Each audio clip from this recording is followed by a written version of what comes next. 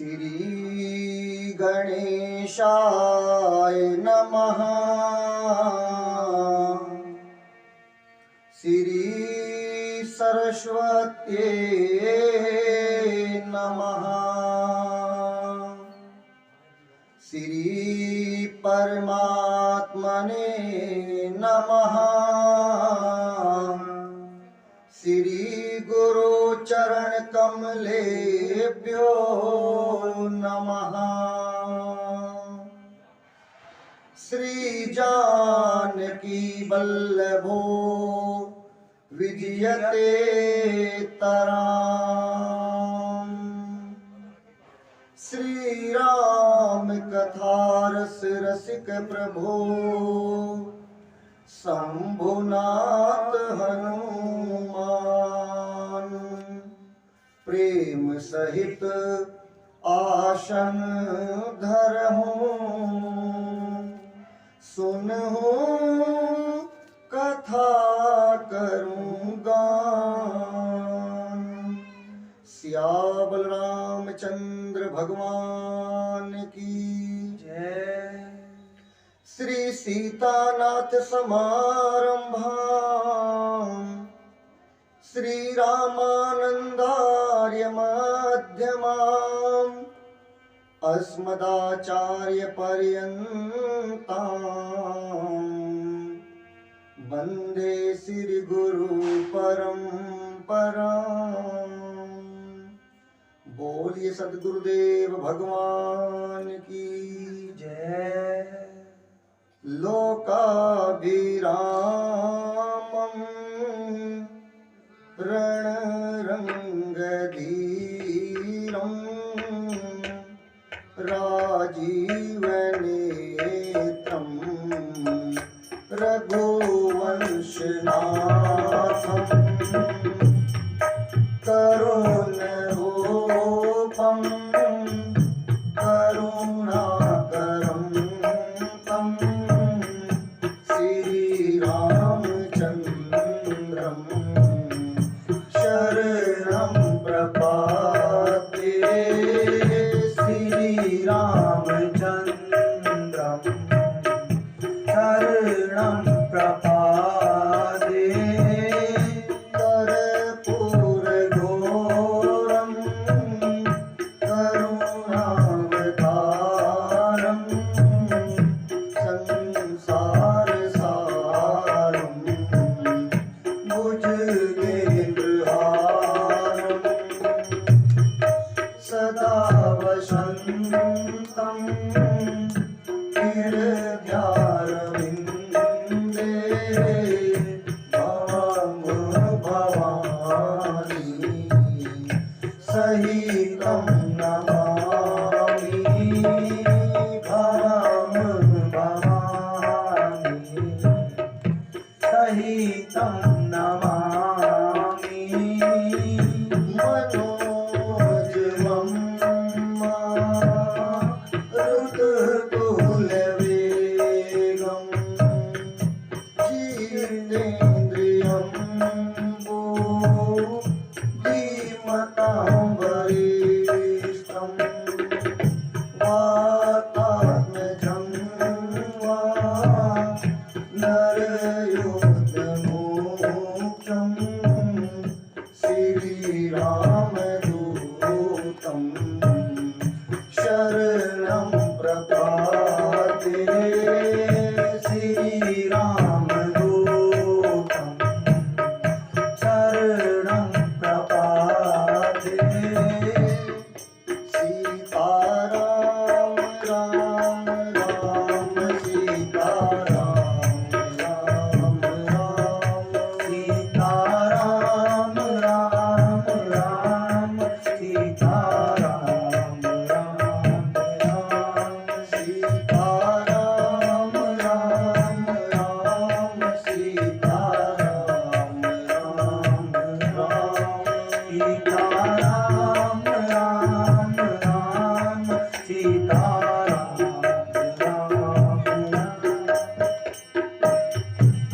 सीताराम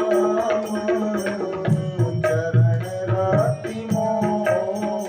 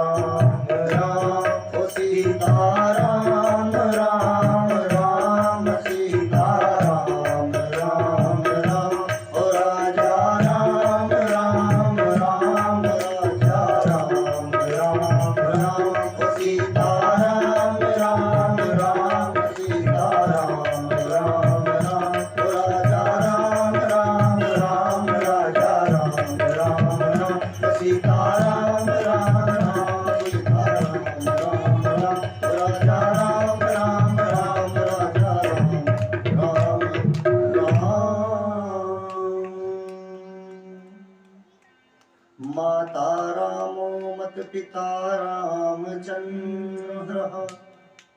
स्वामी रामो मत सखा रामचन्द्रः सर्वस्व में रामचन्द्र दयालु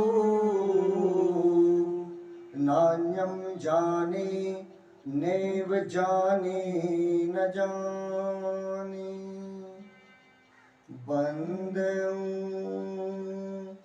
श्री तुलसी के चरण जिनकी न्यूं जग काज कली समुद्र बूढ़त लखियों परगटयों सप्त जहाज सिया राम में सब जग जानी करहूं प्रणाम जोरी जुग पानी।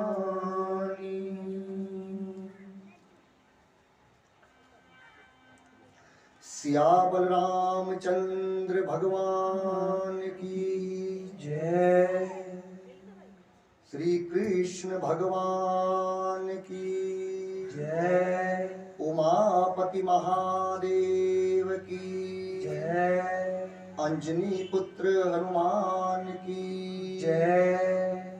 श्री रामचरित्र मानस भगवान की जय। पूज्यपाद गोस्वामी तुलसीदास जी महाराज की जय। ओम नमो पार्वती पतये हर हर महादेव।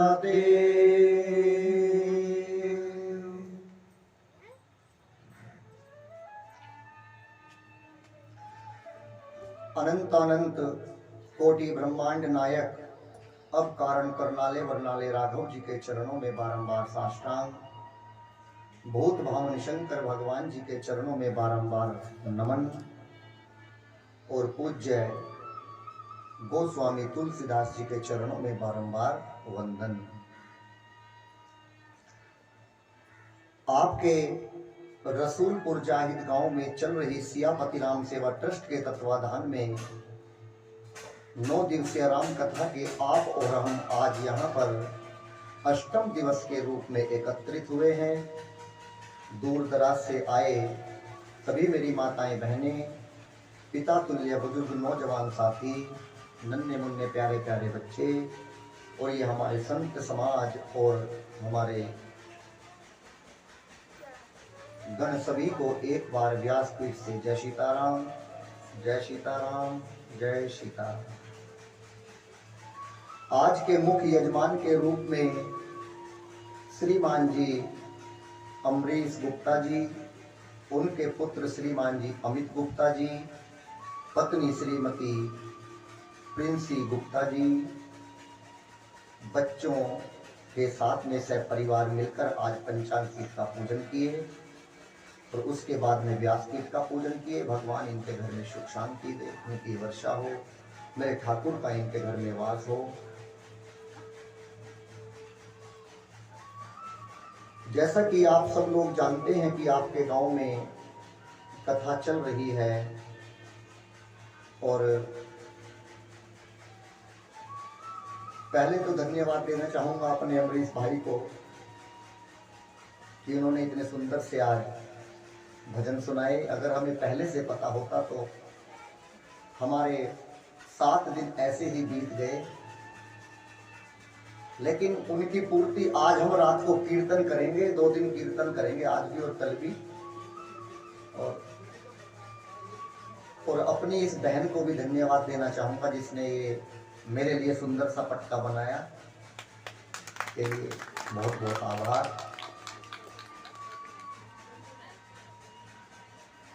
आज की हम कथा शुरू करें तो उससे पहले कोई बताइए कि कल कथा कहाँ पर विराम ली थी।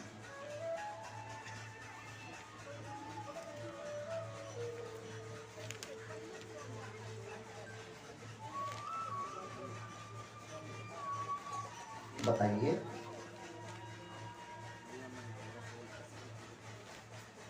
किसी को नहीं पता? बताइए। हाँ,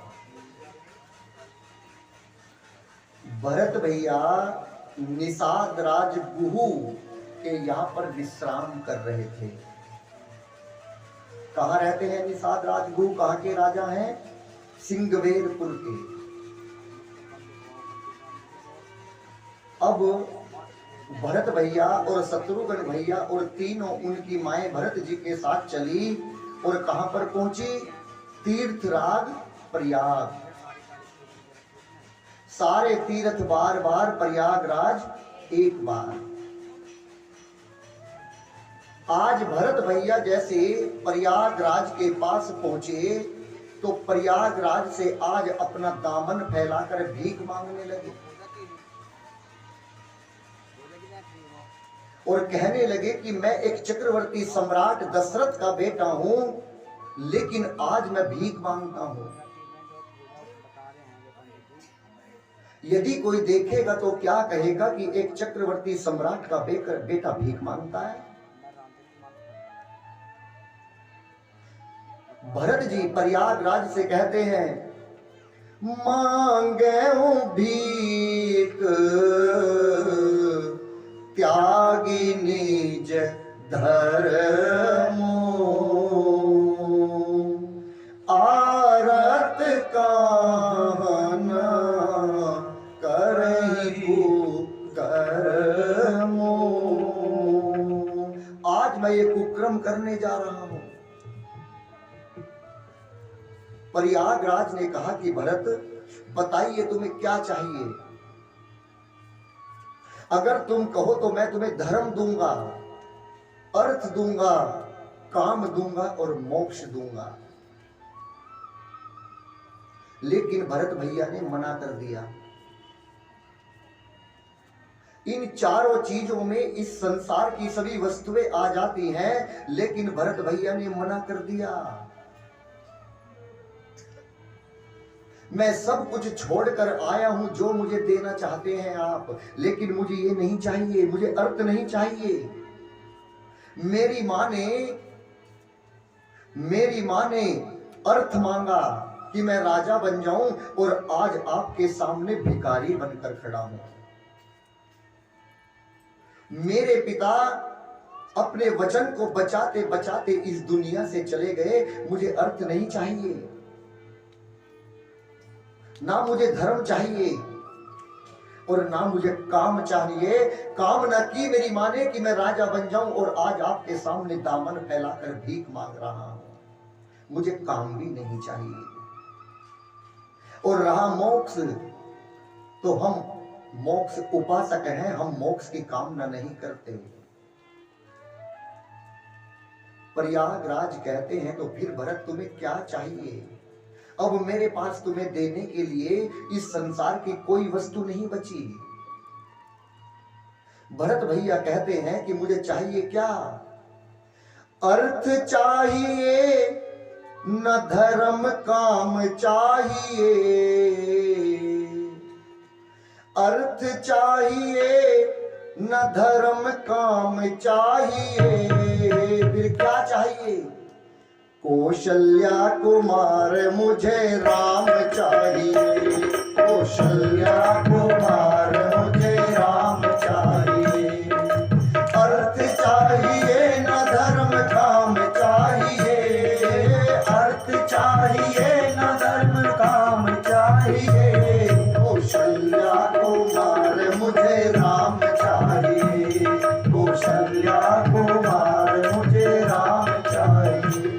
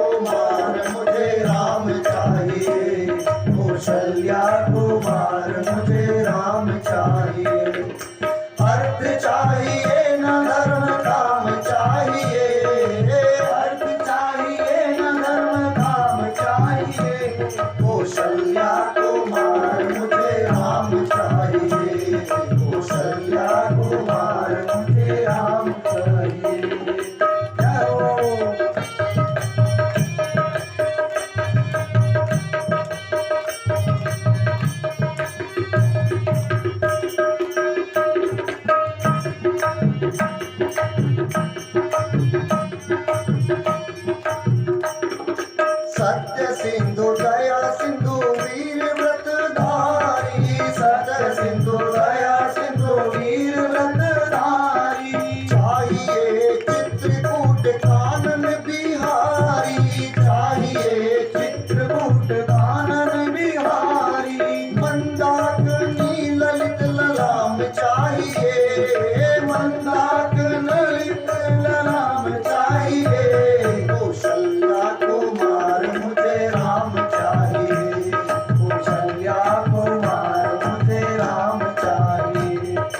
अर्थ चाहिए न धर्म काम चाहिए, अर्थ चाहिए न धर्म काम चाहिए। कौशल्या कुमार मुझे राम चाहिए, कौशल्या कुमार मुझे राम चाहिए।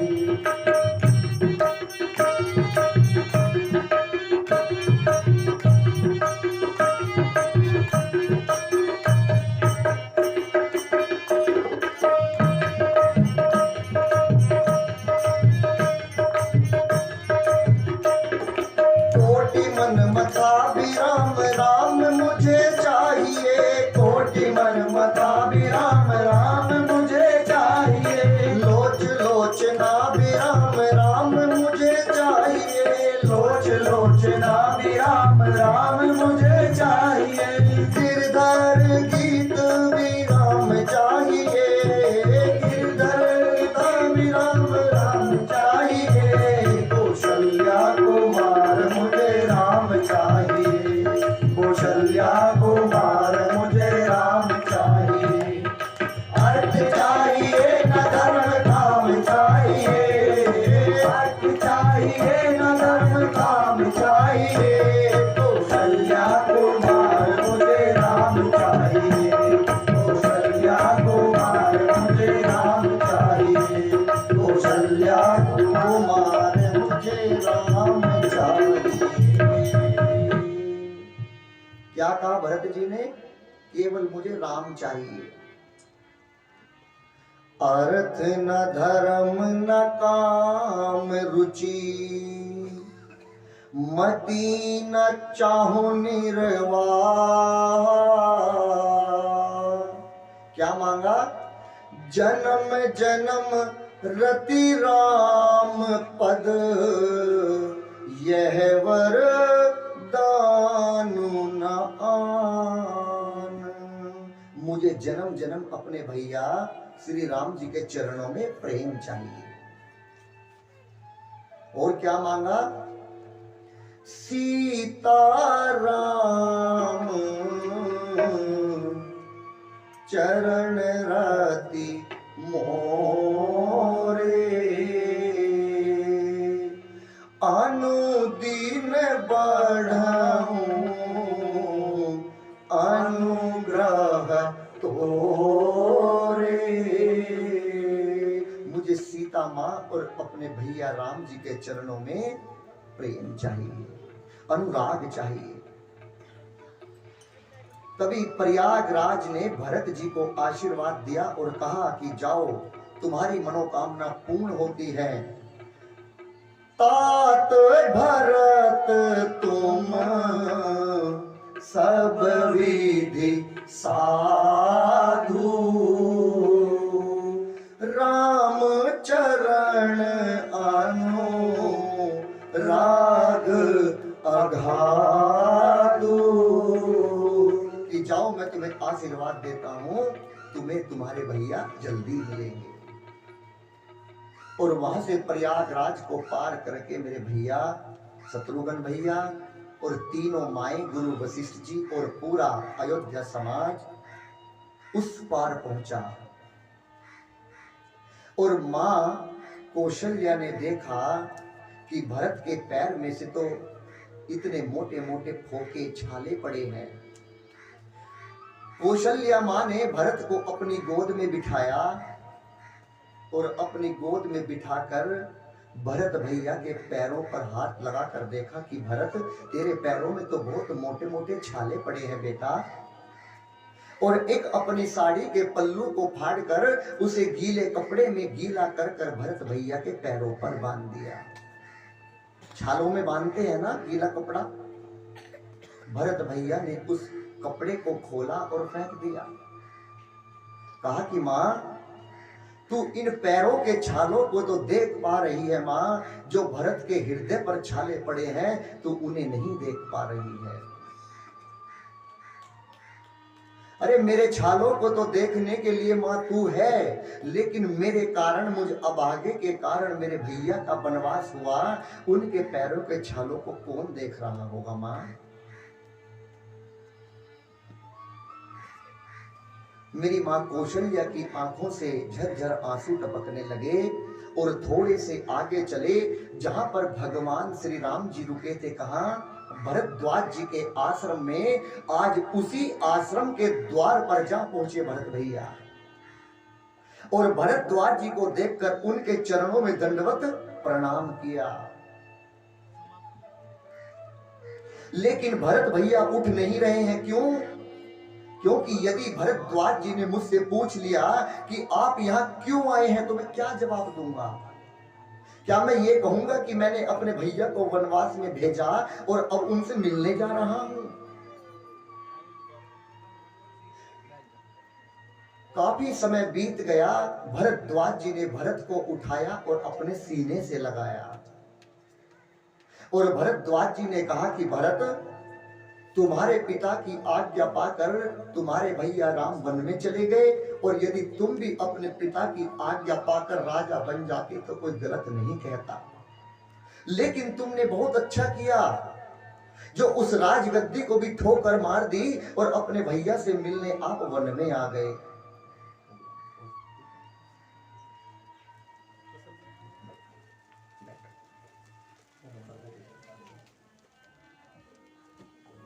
तुमने बहुत अच्छा किया, क्योंकि सबसे बड़ा धन तुम्हारे भैया राम है।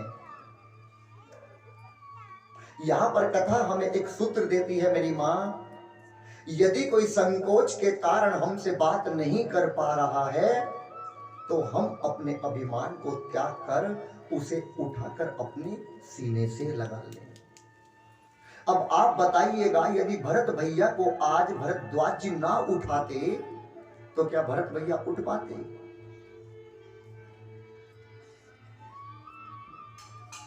भरद्वाज जी कहते हैं कि भरत बेटा, जहां तक मैं जानता हूं इस दुनिया में सबसे ज्यादा प्रेम राम करते हैं तो वो तुम्हें करते हैं।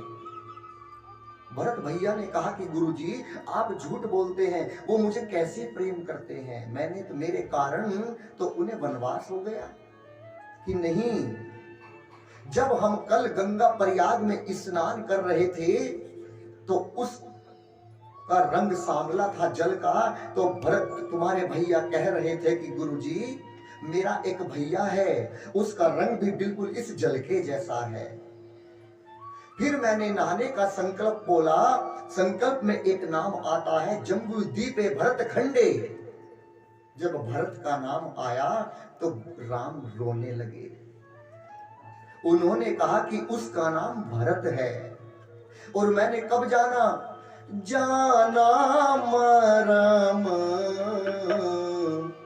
नहात प्रयागा।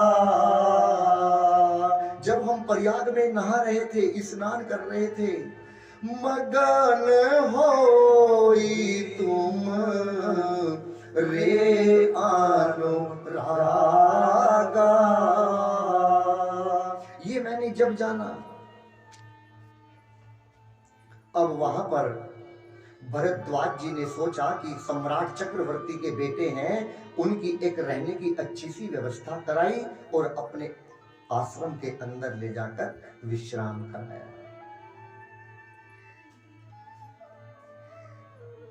एक पक्षी होता है जिसका नाम होता है चकवा और चकई, देखे हैं आपने? आप उन्हें पिंजरे में बंद कर दो और उन पर कैमरा लगा दो, पूरी रात बीत जाएगी लेकिन एक दूसरे की तरफ नहीं देखेंगे। एक का मुंह इधर होगा तो एक का मुंह इधर होगा। उसी प्रकार जो आज ये आश्रम था भरद्वाज जी का, वो भरत भैया के लिए पिंजरा बन गया।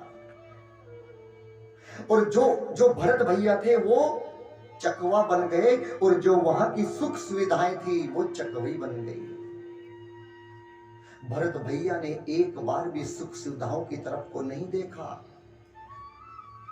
जब सब लोग सोने लगे, भरत भैया कहते हैं कि कहीं इस विश्राम में, आनंद में मेरे भैया ना बिसर जाएं, भैया को याद रखना, हमें प्रातः सुबह उठकर चलना है। और जैसे ही सुबह हुई, प्रातः उठे, लखन जी को याद करते करते, भगवान श्री राम जी को याद करते करते, मां को याद करके भरत भैया पहुंचे भरद्वाज जी के पास और जाकर कहते हैं, लखन राम सिया पंथ कहानी, लखन राम सिया पंथ कहानी, पहुंचत सनहि कहत मृत्यु बानी, पहुंचत सनहि कहत मृत्यु बानी, जड़ चेतन मग जीव घनेरे, जड़ चेतन मग जीव घनेरे, जय जय प्रभु जिन प्रभु मेरे, जय जय प्रभु जिन प्रभु तेरे, ये सब भय परम पद जोगू, ये सब भय परम पद जोगू, भरत दरस में काबा बरो, भरत दरस में काबा बरो, भरत दरस में काबा बरो। भरत भैया कहते हैं कि हे भरद्वाज जी, गुरु जी, अब हमें आज्ञा दीजिएगा और हमें बताइए कि हमारे भैया किधर गए हैं और हमें कहां पर जाना है।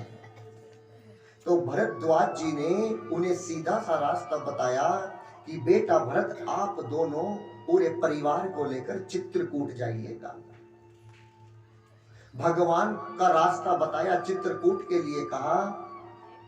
और जैसे ही भरत भैया चले तो रास्ते में जो पत्थर पड़े थे, जिन पर भरत भैया के आंसू पड़ने लगे, वो पत्थर पिघलने लगे। अब आप कहोगे महाराज जी, कहीं पत्थर पिघलते हैं? आज भी चित्रकूट में जाइएगा, वहां पर आज भी एक आश्रम बना है और वो पत्थर उसमें आज भी रखे हुए हैं। वो पत्थर आज भी हैं। उस मोम की तरह पिघल जाते थे पत्थर जब भरत भैया के आंसू उन पत्थरों पर पड़ते थे। एक रास्ते में, चित्रकूट में एक जगह आती है जिसका नाम है कामदगिरी। आप कभी उसकी परिक्रमा कर कर आइएगा, देखिएगा चित्रकूट में कामदगिरी के पास ही वो आश्रम है। वो आश्रम है। जैसे भरत भैया आगे चलते तो गांव के लोग मिले और गांव के लोगों ने कहा, अरे देखो, जो कल जा रहे थे वो आज भी हैं। एक ने कहा कि ये वो नहीं है, उनके साथ तो केवल एक स्त्री थी, इनके साथ तो 3-3 हैं। बहुत लोग हैं, ये वो नहीं है। हमें तो लगता है कि वो जो कल गए थे 2 भाई, वो अपने घर से लड़कर चले गए और ये उन्हें मनाने जा रहे हैं। सभी गांव वालों ने कहा कि भैया, हम भी आपके साथ चलना चाहते हैं। और भरत भैया ने सभी गांव वालों को जो भी रास्ते में मिलता रहा, सबको अपने साथ लेकर जाने लगे। रास्ते में एक पत्थर पड़ेगा, एक बहुत बड़ा पर्वत है जिसका नाम है शयन पर्वत। जब प्रभु राम जी जा रहे थे तो राम जी और लक्ष्मण भैया और मेरी माँ जानकी बहुत थक चुके थे। उस पर्वत के नीचे एक गुफा है और उसमें एक ऋषि रहते हैं।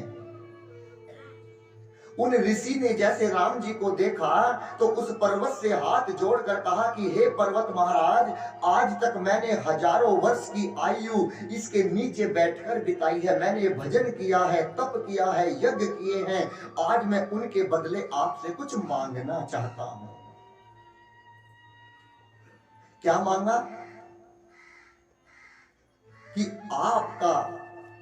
आप बड़े कठोर हैं और मेरे राम जी आज इस रास्ते से आ रहे हैं। मेरे राम जी आज तुम्हारे ऊपर एक रात के लिए विश्राम करना चाहते हैं और आप तो नुकीले हैं, कहीं राम जी की कमर में कोई पत्थर ना चुभ जाए, कोई कंकर ना चुभ जाए। इसीलिए मैं हाथ जोड़ के आज आपसे मांगता हूं कि आज एक रात के लिए मोम के बन जाओ। और मैं बताऊं मेरी मां, वो पूरा का पूरा पर्वत मोम का बन गया। आप कहेंगे महाराज जी हमने तो नहीं देखा। जब कभी वहां तक नहीं जाओगे तो कैसे देखोगे? जब राम जी उस पर्वत पर ऊपर चढ़े और लेटे तो आज भी उनकी उस पर्वत पर आकृति बनी हुई है। भगवान थोड़े से नीचे धस गए, जैसे आदमी सोने के बाद गद्दे पर नीचे हो जाता है। उस मोम में आज भी भगवान की पूरी आकृति बनी हुई है और मेरी मां सीता की आकृति बनी हुई है, लेकिन मां सीता का सिर नहीं है। क्यों? श्री राम जी ने अपना सीधा हाथ मां को तकिए के रूप में दे दिया और मां का पूरा सिर भगवान के हाथ में था। और वहीं पर तीर का निशान है, तीर भी बना है और वहीं पर धनुष का भी निशान है। कभी जाइएगा और इस पर्वत को देखकर आइएगा। चित्रकूट मार्ग में पड़ता है। उस पर्वत का नाम है शयन पर्वत। इंद्र घबरा गए। इंद्र दौड़े गुरु बृहस्पति के पास, कहा कि गुरु जी भरत कभी भी राम जी से नहीं मिलना चाहिए। क्यों? ये मिलने जा रहे हैं अपने भैया से। बृहस्पति देव ने पूछा क्यों नहीं मिलना चाहिए? कि यदि इन्होंने राम जी से कहा कि तुम वापस अयोध्या चलो और राम जी सबको छोड़कर अयोध्या वापस चले गए तो बताइएगा फिर रावण को कौन मारेगा? इन राक्षसों का वध कौन करेगा? गुरु बृहस्पति कहते हैं कि हे इंद्र तू मूर्ख है। यदि राम के प्रति अपराध करोगे तो राम तुम्हें कुछ नहीं कहेंगे। यदि तुमने राम के भक्त के प्रति अपराध किया तो राम जी तुम्हें जीवित नहीं छोड़ेंगे। तुम क्या सोचते हो कि केवल भरत ही राम से मिलना चाहते हैं? अरे राम जी भी भरत से मिलना चाहते हैं। लोग दिन रात कहते हैं राम राम राम, लेकिन भरत राम भैया दिन रात कहते हैं भरत भरत भरत। भरत सरिस को राम सनेही। सब लोग राम को जपते हैं, लेकिन राम किसको जपते हैं? जगपत राम राम जप जेही। राम जी दिन रात भरत को जपते हैं। इनके बीच में मत आना, नहीं तुम्हें जलाकर भस्म कर देंगे। इंद्र वापिस दौड़े, अपने लोक में वापिस गए। अब उसी समय मेरी मां को एक सपना आया और जैसे सपने में से उठी, मां ने कहा कि प्रभु आज मैंने एक सपना देखा है। कौन सा सपना? कि जैसे भरत भैया आ रहे हैं और उनके साथ में तीनों मां भी आ रही हैं, लेकिन मैंने सपने में अच्छा नहीं देखा। तीनों माओं के सिर में सिंदूर नहीं है प्रभु। आज मैंने बड़ा अटपटा सा सपना देखा है। और राम जी इतनी सी बात सुनकर वहीं पर एक शंकर भगवान का मंदिर था। शंकर भगवान के मंदिर में जाकर जाकर पूजा करने लगे। और उसी समय वहां पर दौड़ते हुए कोल और भील आए। उत्तर दिशा से एक आंधी तूफान आया। राम जी पूजा में से उठे। कोल भील बोले कि अरे प्रभु, कोई तुमसे मिलने आया है, कौन? वो अपना नाम भरत बताता है। और जैसे भरत का नाम सुना, राम जी व्याकुल हो उठे। और उनके साथ में एक छोटा भाई है जो अपना नाम शत्रुघ्न बताता है। उनके साथ में 3 माँ हैं, एक गुरुजी है कोई, और पूरा समाज उनके साथ में आ रहा है। राम जी डर गए। क्यों? यदि भरत ने एक बार भी मुझसे कह दिया कि भैया वापस अयोध्या चलो, तो आज तक भी मैंने भरत की बात को नहीं गिराया। लेकिन मुझे अपने भरत पर विश्वास है। कैसे? भरत कहे मोह साधु सयानी। अरे मेरा भरत तो साधु है। भरत ने आज तक भी मेरी आज्ञा के बिना कोई काम नहीं किया। उससे जैसा मैं कहूंगा मेरा भरत छोटा भैया ऐसा ही करेगा। और भरत भैया जैसे सुना कि भरत आ रहे, लक्ष्मण भैया आए अंदर से अपना धनुष और बाण लाए। कहा कि मैं मार दूंगा भरत को। राम भैया ने रोका। क्यों? क्योंकि इसने हमें घर से बाहर निकलवाया और ये अब हमसे युद्ध लड़ने आया है। मैं भरत को नहीं छोड़ूंगा। राम जी ने कहा कि लक्ष्मण, मछली को जल से निकाल दे, मछली जीवित रह सकती है। सांप के मुख से उसकी मणि को छीन लो, सांप जीवित रह सकता है। और सूर्य को अंधकार का गोला निगल सकता है, ये संभव है।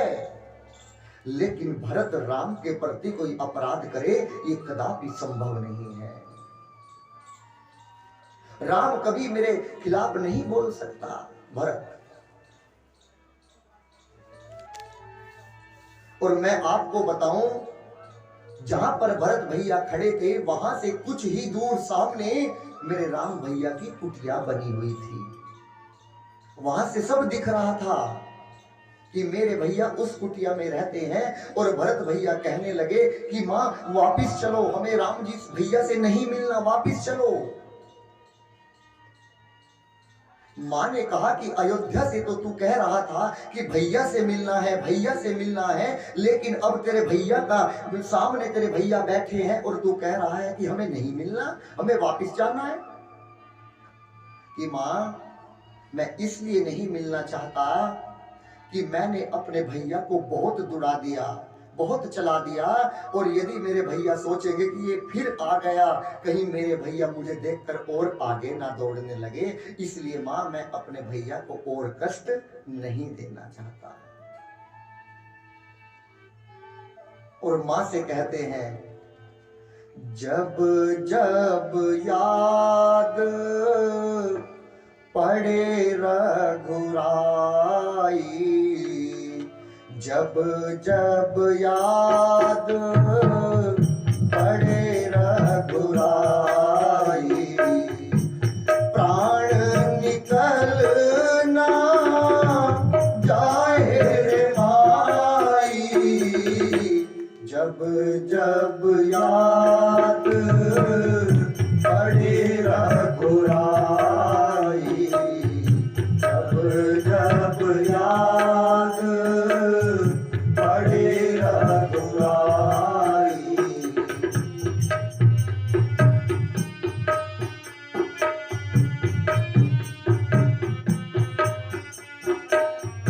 कैसे होंगे भैया मेरे जलती धरा और तपती धूप में, ओ कैसे होंगे भैया मेरे तपती धरा और जलती धूप में, ओ कंकरीली राहें नंगे पाँव भाभी होंगी किस रूप में, ओ कंकरीली राहें नंगे पाँव भाभी होंगी किस रूप में। हो कोई न जाने कोई न समझे, कोई न समझे पीर पराई। जब जब याद पड़े रघुराई, जब जब याद पड़े रघुराई। प्राण निकलना चाहे रे भाई, माई प्राण निकलना चाहे रे माई। जब जब याद पड़े रघुराई, जब जब याद पड़े रघुराई।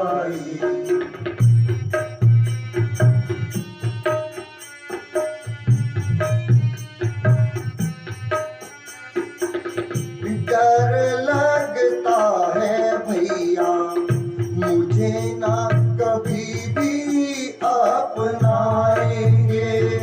ओ डर लगता है भैया मुझे ना कभी भी अपनाएंगे। ओ अपने हृदय का शीशा कैसे हम निकाल कर दिखाएंगे। ओ अपने हृदय का शीशा कैसे हम निकाल कर दिखाएंगे। ओ कैसे सहेंगे, कैसे सहेंगे लंबी जुदाई। जब जब याद पड़े रघुराई, जब जब याद पड़े रघुराई। प्राण निकलना चाहे रे माई, प्राण निकलना चाहे रे माई। जब जब याद पड़े रघुराई, जब जब याद पड़े रघुराई। कंकरीली राहें नंगे पाँव भाभी होंगी किस रूप में। हो कोई न जाने पीर पराई। जब जब याद पड़े रघुराई। और सुमंत जी गए, भरत भैया का सुमंत जी ने हाथ को पकड़ा और कहा कि चलो वो देखो सामने तुम्हारे भैया रहते हैं। और जो राम जी की झोपड़ी थी उसके द्वार पर भरत भैया को ले जाकर खड़ा कर दिया। आपने लाठी देखी है ना, लाठी अगर लाठी को बीच में खड़ी कर दें और उसे छोड़ दे तो कोई बता सकता है कि लाठी किधर गिरेगी? उसी प्रकार आज भरत भैया खड़े हैं और भरत भैया ने आवाज लगाई, पाही नाथ कहो पाई गोसाई, भूतल परे लखनऊ कुट की नाई। पाहीनाथ प्रभु पाहीनाथ, ये कहकर भरत भैया जमीन पर गिर पड़े। भरत भैया जमीन पर गिर पड़े। अब आपसे मेरा एक प्रश्न है, आप मुझे बताइएगा, जब द्वार पर खड़ा होकर कोई आवाज लगा रहा है तो क्या राम जी के कानों में वो आवाज नहीं गई होगी? लेकिन राम भैया ने एक बार भी उधर मुड़कर नहीं देखा। क्यों? क्योंकि भगवान कहना चाहते हैं कि लक्ष्मण, ये वही भरत है जिसको तू कुछ समय पहले तीर मारने जा रहा था। जब तक मुझसे लक्ष्मण नहीं कहेगा कि भैया द्वार पर भरत भैया आए हैं, मैं जब तक भरत को उठाने नहीं जाऊंगा। चींटी कितनी बड़ी होती है? चींटी, यदि कोई ऐसा कारीगर हो कि उस चींटी की भी पैरों की सैंपल बना दे और उसमें मोटे मोटे घुंघरू लगा दे और वो चींटी रानी इठला इठला कर चले, तो उस चींटी की पायल की भी आवाज को साकेत में बैठकर मेरे राम सुन लेते हैं। तो क्या आज भरत भैया की आवाज नहीं गई होगी? उसी समय जब भरत भैया ने आवाज लगाई तो राम जी लक्ष्मण से कुछ पूछ रहे थे और लक्ष्मण भैया उत्तर दे रहे थे। और लक्ष्मण भैया ने जैसे सुना कि द्वार पर भैया खड़े हैं तो लक्ष्मण भैया अपने उत्तरों को जल्दी जल्दी देने लगे। कैसे? जैसे चढ़ी चंग जनु खैर खिलारू, जिस प्रकार बच्चा पतंग को उड़ाता है और बारिश या आंधी आ जाती है तो उसे जल्दी जल्दी जल्दी जल्दी खींचता है। क्यों? कहीं फट ना जाए। उसी प्रकार आज लक्ष्मण भैया उनके प्रश्नों का उत्तर जल्दी जल्दी दे रहे थे और जैसे उत्तर समाप्त हुए हाथ जोड़कर कहते हैं, भरत प्रणाम करत रघुनाथा। हे भैया, भरत भैया तुम्हें प्रणाम कर रहे हैं। उन्होंने आवाज लगाई और जब तक भा कहा भगवान उठ पड़े, रा कहा जब तक भैया बाहर दौड़ पड़े और जब तक ता कहा जब तक राम जी ने भरत को उठाकर अपने सीने से लगा लिया। इतने वेग से भगवान दौड़े, पूरे राम को भी नहीं लेने दिया और भरत भैया को उठा लिया। लेकिन मैं बताऊं, जब भरत भैया को उठाया तो उनके शरीर से 4 चीज अपने आप छूट कर गिर गई। 4 वस्तु क्यों गिरी? क्योंकि भरत भैया भी 4 चीजों का त्याग कर कर आए थे। कौन सी? जो प्रयागराज से मांगा था, धर्म, अर्थ, काम और मोक्ष। भगवान भी कहते हैं कि जो मेरे पास जितनी बुराइयों को छोड़कर आता है, मैं भी उसके पास तुरंत पहुंच जाता हूं। और भरत भैया के पास दौड़े। बाबा कहते हैं, ए जी उठे राम सुनी प्रेम अधीरा, कहूं पट कहूं निसंग धनु धीरा, कहूं पट कहूं निसंग धनु धीरा, कहूं पट कहूं निसंग धनु धीरा। राम जी ने कहा, राम जी के शरीर से ये पटका गिर पड़ा। ये पटका कहता है क्या? जब 2 भाई आपस में मिलते हैं तो मैं बीच में दीवार बन जाता, इसलिए मैं नीचे गिर गया। नीचे गिरकर बाबा भगवान दौड़े। ए जी उठे राम सुनि प्रेम अधीरा, कहूं पट कहूं निसंग धनु धीरा, कहूं पट कहूं निसंग धनु धीरा, कहूं पट कहूं निसंग धनु धीरा। भगवान, पटका गिरा। भगवान के हाथ में धनुष था और बाण से निसंग पीछे बंधा हुआ था। दोनों अपने आप खुलकर गिर गए। वो कहते हैं, जब 2 भैया आपस में मिलते हैं तो हथियार लेकर नहीं मिलते, इसलिए अपने आप छूट कर गिर पड़े। बाबा कहते हैं, ए जी उठे राम सुनि प्रेम अधीरा, कहूं पट कहूं निसंग धनु धीरा, कहूं पट कहूं निसंग धनु धीरा, कहूं पट कहूं निसंग धनु धीरा। बर बस लिए उठाए उर, लाए कृपा निधान। भरत राम की मिलनी भई, बिसरे सब ही अमान। भरत भैया की और राम जी की मिलनी भई,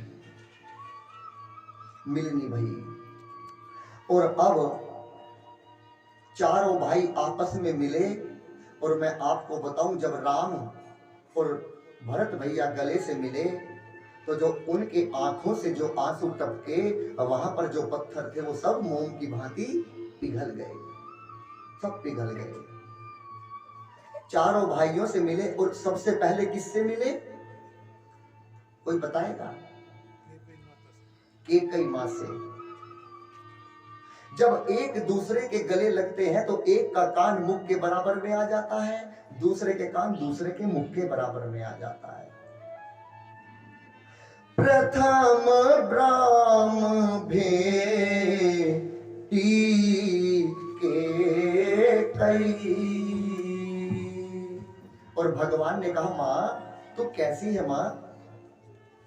कैकेयी मां ने कहा कि राम मैं तो ठीक हूं, लेकिन जब से तू वन में आया है, जब से अब मुझे भरत मां नहीं कहता। और वो मुझे मां नहीं कहता, ना मुझसे बात करता, ना मेरी तरफ को देखता। भगवान ने कहा, मां तेरा त्याग सब कर सकता है, पूरा जगत कर सकता है, लेकिन ये राम बेटा कभी जीवन में तेरा त्याग नहीं करेगा, कभी त्याग नहीं करेगा। और अब गुरु वशिष्ठ जी से मिले। गुरु वशिष्ठ जी से मिलकर गुरु वशिष्ठ जी ने बताया कि अब इस दुनिया में तुम्हारे पिता नहीं रहे। इतना बताया, फिर अपनी मां से मिले। और राम जी ने आज भरत भैया को इतना डांटा, क्यों? कि तूने मां से बात करनी छोड़ दी, तू मां को मां नहीं कहता। बहुत डांटा। और भरत भैया से कैकेयी मां के पैरों को छुआया, लेकिन भरत भैया ने मां की तरफ को एक बार भी नहीं देखा। राम जी समझाते हैं, भरत भैया से कहते हैं, मां बाप से बढ़कर जग में कोई दूजा नहीं खजाना। जिसने तुझे जन्म दिया है,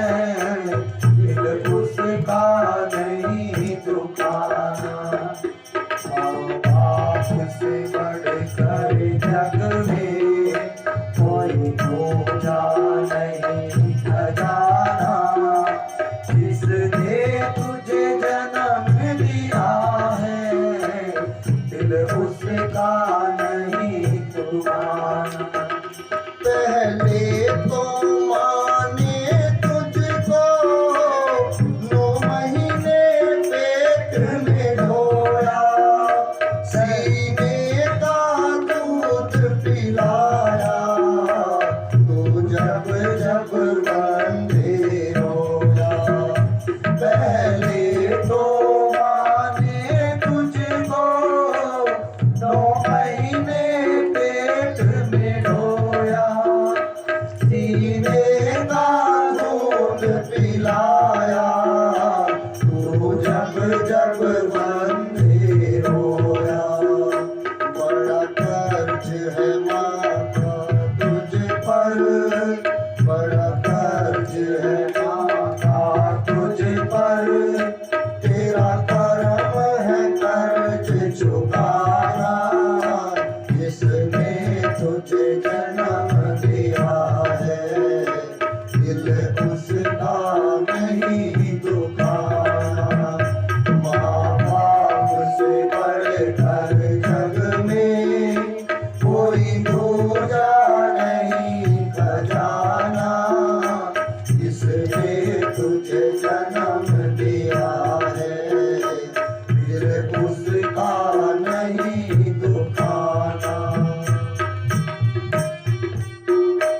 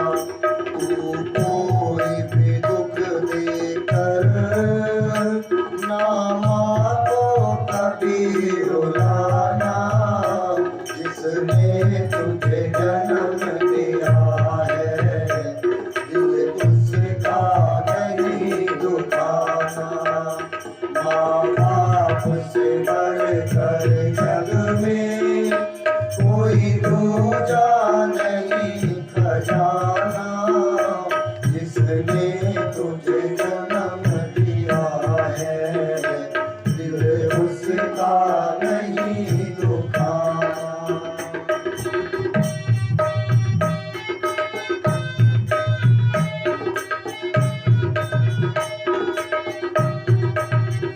माँ बाप के चरण से बढ़कर कोई स्वर्ग नहीं है दूजा, सब छोड़ के तीरथ बंदे कर ले माँ बाप की पूजा। माँ बाप से करके बढ़कर कोई स्वर्ग नहीं है दूजा, सब छोड़ के तीरथ बंदे कर ले माँ बाप की पूजा। इस जन्म मरण से तुझको कर है मुक्ति को पाना, जिसने तुझे जन्म दिया है, दिल उसका नहीं दुखाना। माँ बाप से बढ़कर जग में कोई दूजा नहीं खजाना, जिसने तुझे जन्म दिया है, दिल उसका नहीं दुखाना। ये पीछे जो हमारे आचार्य पंडित जी किसी का मोबाइल मांगे तो दे देना, वो चैनल सब्सक्राइब कर रहे हैं। ये कथा जहां पर भी चलती है आप घर बैठे देख सकते हैं, लाइव चलती है। हमारा चैनल बना हुआ है पूज्य ललित जी महाराज, उस पर आप देख सकते हैं सभी वीडियो। जिस माता बहनों के पास भी मोबाइल है वो हमारे पंडित जी को देखकर चैनल सब्सक्राइब करा लें। और अब जब गुरु जी चारों भाइयों को लेकर गए कहां, प्रयाग में, उसी समय गुरु वशिष्ठ जी ने कहा कि राम, तुम्हारे छोटे भाई ने तुम्हारे पिता का अंतिम संस्कार किया है, लेकिन नियम है कि यदि घर में बड़ा बेटा होता है तो पिता को अग्नि बड़ा बेटा देता है। और भगवान को गंगा नदी में खड़ा कर कर और भगवान से आज अपने पिता के लिए जल का तर्पण कराया। उसी समय दशरथ जी आ गए। दशरथ जी आ गए एक बड़े के पेड़ के ऊपर। देखिएगा, दशरथ जी किसके पिता हैं? श्री राम जी के। नरक और स्वर्ग कौन तय करता है? मेरे प्रभु राम। पूरे जगत को जन्म देते हैं, पालते हैं, फिर उसका विलय भी कर देते हैं, लेकिन उनके ही पिता को गति नहीं मिली। क्यों? क्योंकि अभी तक दशरथ जी के पिंडदान नहीं हुए थे। अभी तक पिंडदान नहीं हुए थे। दशरथ जी ने कहा कि राम बेटा मुझे पिंड दो, मुझे पिंड दो। जब तक मुझे पिंड नहीं मिलेंगे, जब तक मुझे वैकुंठ मिलने वाला नहीं है। राम जी ने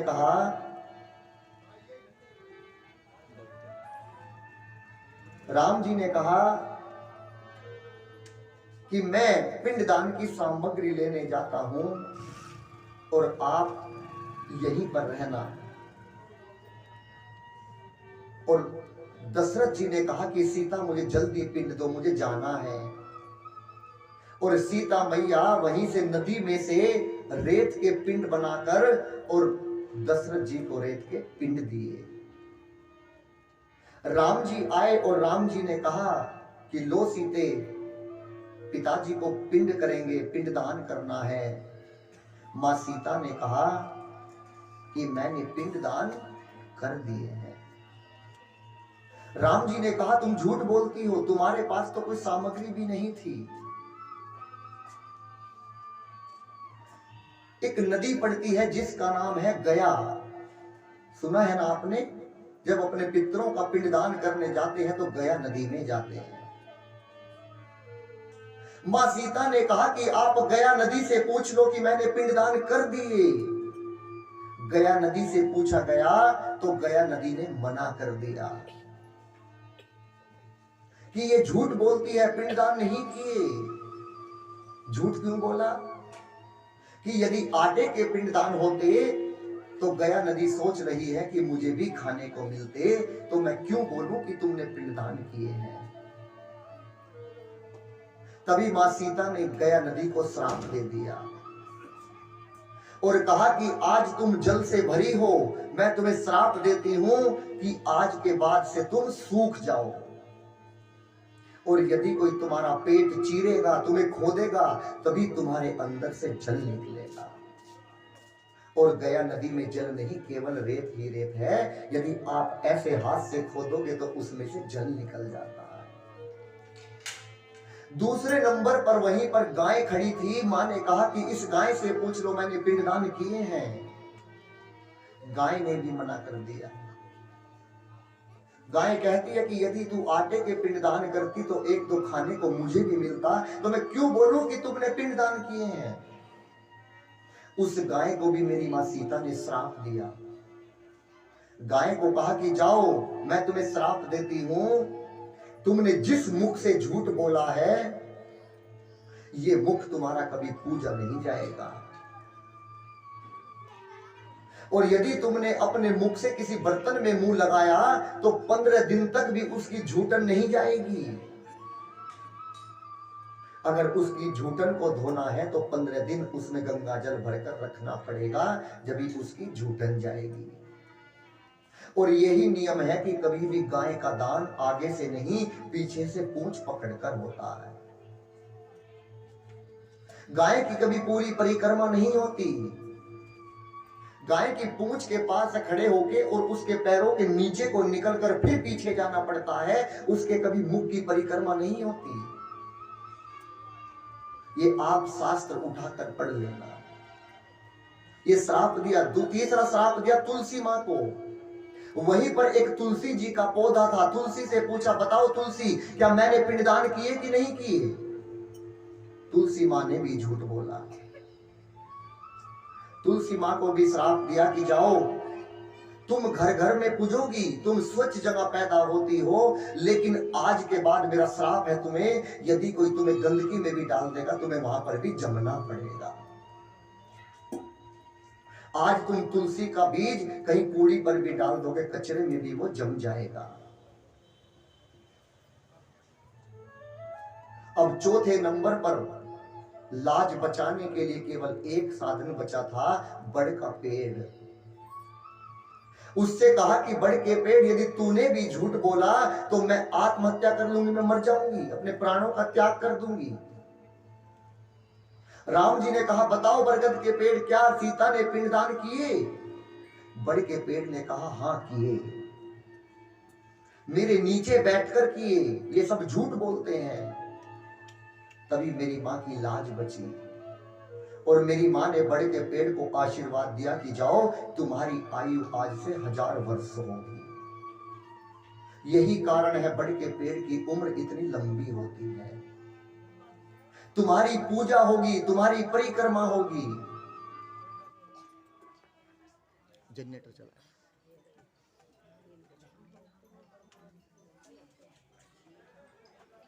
फोन ये फ्लाइट मोड पता लग रहा फोन मेरा।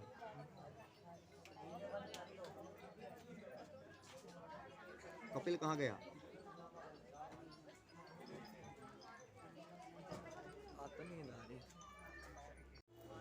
और यही कारण है कि बड़ का पेड़ पूजा जाता है।